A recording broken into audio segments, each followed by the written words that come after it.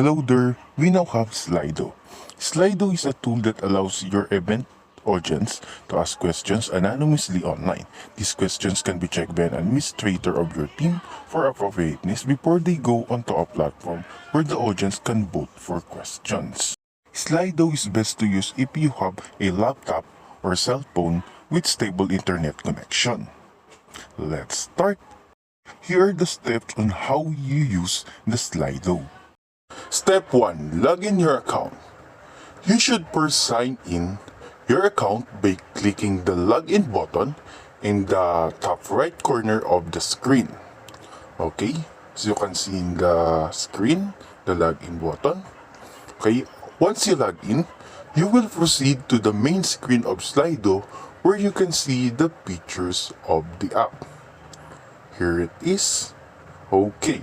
Step 2. Create a SLIDO.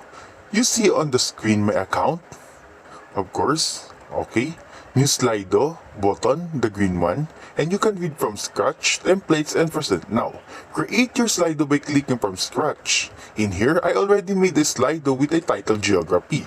Once you are done, the poll features will pop up. Okay. Step 3. Create a poll. You first see the SLIDO title geography. Okay, the SLIDO code which will use by the audience for entering. Next is the share and present buttons. Okay, there.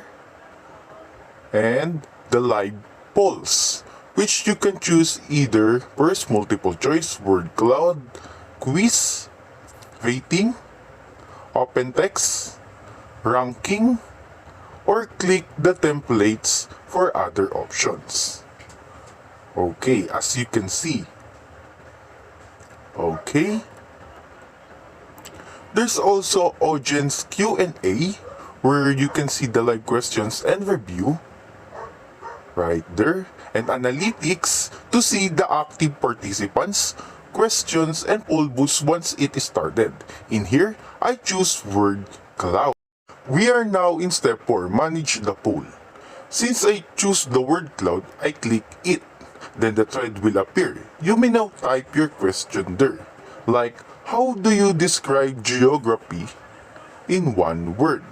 Then you can save it.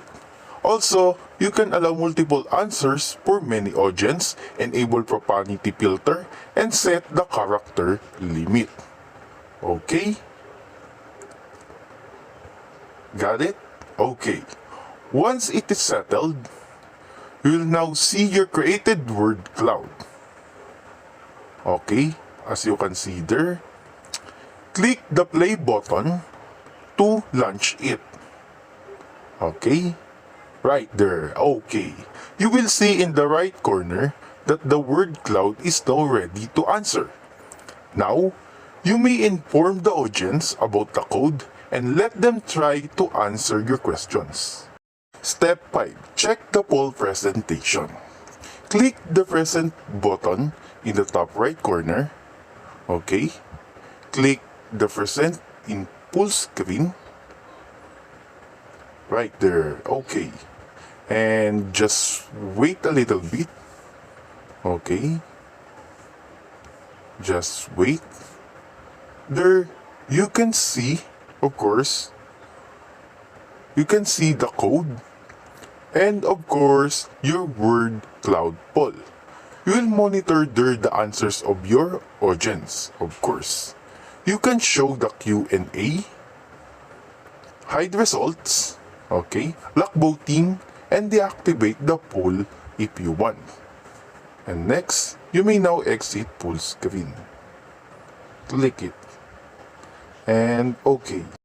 For audience view, here's what they need to do. Take out the smartphones and connect to Wi-Fi. Open the web browser. Go to slido.com and enter the event code which provided earlier. Okay, 82238 Geography SLIDO. Okay. Alright, and you may now answer the question provided as many as you can.